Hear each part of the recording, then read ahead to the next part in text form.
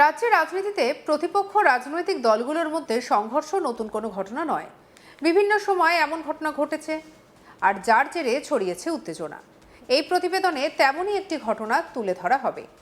এবার বিজেপি এবং তৃণমূলের সংঘর্ষে উত্তপ্ত হয়ে উঠল কোচবিহারের তুফানগঞ্জের মহিষকুচি এলাকা। ঘটনায় মাথা ফেটে গুরুতর জখম হয়েছেন বিজেপির একজন বুথ সভাপতি। তাকে চিকিৎসার জন্য হাসপাতালে নিয়ে যাওয়া হয়। এছাড়া উভয় পক্ষের আরও বেশ কয়েকজন আহত হয়েছেন বলে খবর। সংঘর্ষের খবর পেয়ে তড়িঘড়ি ঘটনাস্থলে পৌঁছে পরিস্থিতি নিয়ন্ত্রণে আনে বক্সিরহাট থানার পুলিশ। ঘটনার পূর্ণাঙ্গ তদন্ত করা শুরু হয়েছে।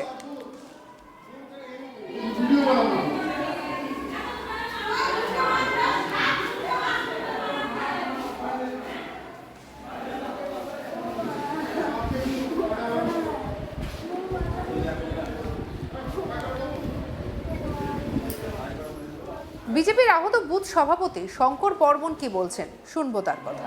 ঘটনাটা হচ্ছে, আমাদের ফোন করে ধমকি দেওয়া হয় টিএমসির লোক, ঠিক আছে। আমরা ওটা বোঝার জন্য যাই। যাওয়ার পরে ওরা প্ল্যানিং মাফিক, ওরা অনেকগুলো লোক ছিল। থাকার পরে আমরা তো ভাবতে পারিনি যে ওরা এতগুলো লোক জমায়েত ছিল। তো আমরা ওদেরকে বুঝাইতে চাই যে কী বিষয় নিয়ে আমাদের গালাগালি করছে।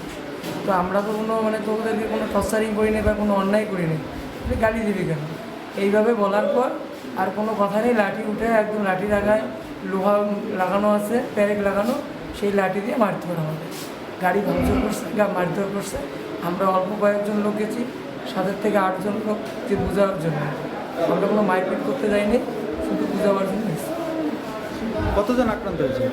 আমরা এখন আমি বলতে পারবো না, আমি নিজে আক্রান্ত, এখন বলতে পারবো না কয়জন হয়েছে। এই নিয়ে আমাদের কালিক মনসুর হাবিবুল্লাহ রিপোর্ট দেখাবো।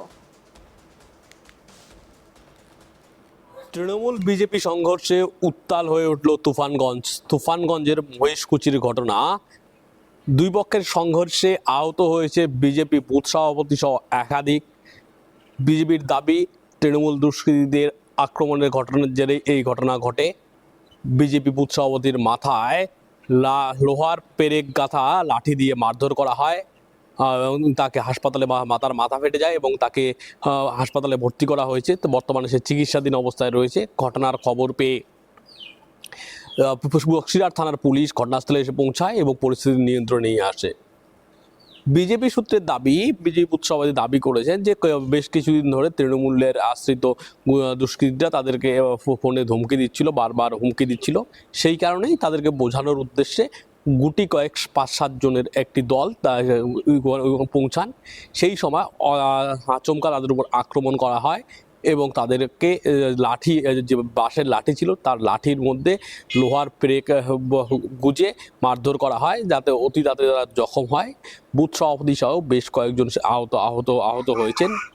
আচমকা এই আক্রমণের জেরে তারা হয় এবং বেশ কয়েকজন আহত হয়।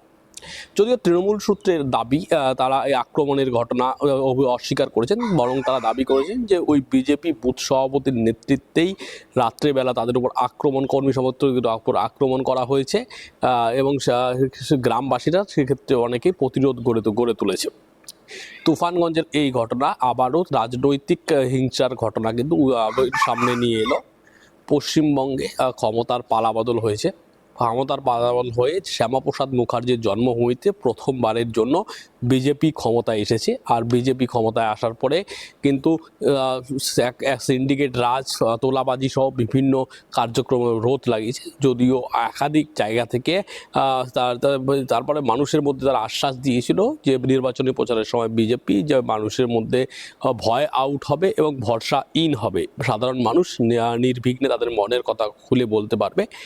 পরবর্তীতে দেখা যায় যে তৃণমূল আমলের যে সিন্ডিকেট রাজ ছিল, যে সন্ত্রাসের অভিযোগ ছিল, তা অনেকটা তাদের বিরুদ্ধে কড়া হাতে অ্যাকশন নেওয়া শুরু হয় এবং সাধারণ মানুষ ভরসা পেতে শুরু করে।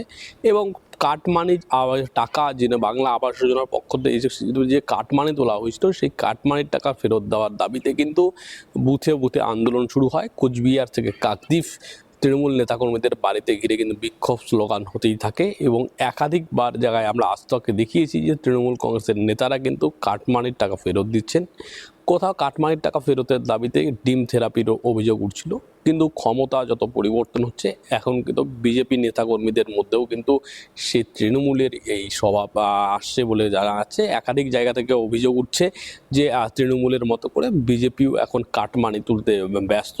খোদ জনরোষের শিকার হয়েছে কোচবিহারের শীতলকুচিতে বিজেপি মণ্ডল সভাপতি, যখন বিজেপি মণ্ডল সভাপতিরা তৃণমূলের পঞ্চায়েত সদস্যদের অঞ্চল অফিসে ঢোকানোর চেষ্টা করেন, তখন একদল মানুষ অভিযোগ করেন, বিজেপির বিরোধী গোষ্ঠীরা তারা করেন তৃণমূল নেতাদের কাছ থেকে কাটমানি খেয়েই ওই বিজেপি নেতারা তৃণমূল নেতাদের গ্রাম পঞ্চায়েত অফিসে ঢোকানোর চেষ্টা করছে। কোচবিহারের শীতলকুচির পঞ্চার মোড়ে পুলিশের সামনেই বিজেপির মণ্ডল সভাপতির উপর আক্রমণের ঘটনা হয়, ডিম থেরাপি দেওয়া হয় এবং পুলিশ কোনো ওই মণ্ডল সভাপতি সহ উপস্থিত বিজেপি নেতাদের উদ্ধার করে নিয়ে যায়। পরবর্তীতে মণ্ডল সভাপতি দাবি করেছেন যে রাজ্য নেতৃত্বের যে নির্দেশ, পঞ্চায়েতের কার্যক্রম স্বাভাবিক করতে হবে, মানুষের পরিষেবা স্বাভাবিক করতে হবে, সেই কারণেই দলীয় স্তরে আলোচনার পর সিদ্ধান্তের পরেই কিন্তু গ্রাম পঞ্চায়েত অফিস সচল করার জন্য, গ্রামের পরিষেবা স্বাভাবিক করার জন্য গ্রাম পঞ্চায়েত সদস্যদের অঞ্চলে ঢুকে দেওয়ার ব্যবস্থা করা হচ্ছিল।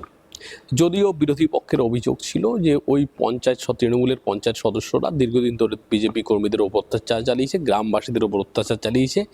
এখন সেই তৃণমূল নেতাদের কাছে কাটমানি খেয়ে তাদের সাপোর্ট দিচ্ছেন, তাদের প্রোটেকশন দেওয়া হচ্ছে।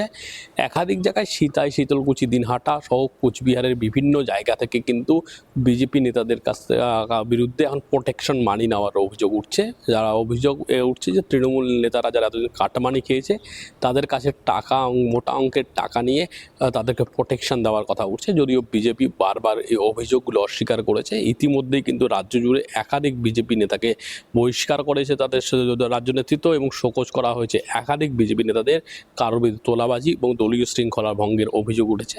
যখন বিজেপি নিজেদের এই কোন্দল সামাল দিচ্ছে এবং তাদের বিরুদ্ধে অভিযোগ ওঠার বিরুদ্ধে কড়া হাতে ব্যবস্থা নিচ্ছে, তখনই কিন্তু রাজনৈতিক গণ্ডগোলের খবর এলো কোচবিহারের তুফানগঞ্জের মহিষকুচিতে তৃণমূল এবং বিজেপির মধ্যে সংঘর্ষের ঘটনা ঘটে। সেই সংঘর্ষে বিজেপির বুথ সভাপতির মাথা ফেটে যায়, তাকে তুফানগঞ্জ মহকুমা হাসপাতালে নিয়ে আসা হয় এবং তার বর্তমানে চিকিৎসাধীন রয়েছেন। বিজেপির ওই বুথ সভাপতি ছাড়াও একাধিক বিজেপি নেতাকর্মী কিন্তু বর্তমানে হাসপাতালে চিকিৎসাধীন রয়েছেন। মহিষকুচিতে রাতের বেলা তৃণমূল এবং বিজেপির মধ্যে সংঘর্ষের ঘটনা ঘটে। বিজেপি দাবি করেছে যে তৃণমূলের নেতারা তাদের ফোন করে অনবরত ধমকি দিচ্ছিল, তাদের বোঝানোর উদ্দেশ্যেই তারা গিয়েছিল। তারা বোঝানোর চেষ্টা করেছিল যে এখন সরকার পরিবর্তন হয়েছে, আগের সেই হুমকি চমকির যুগ নেই, এইটা যেন করা না হয়।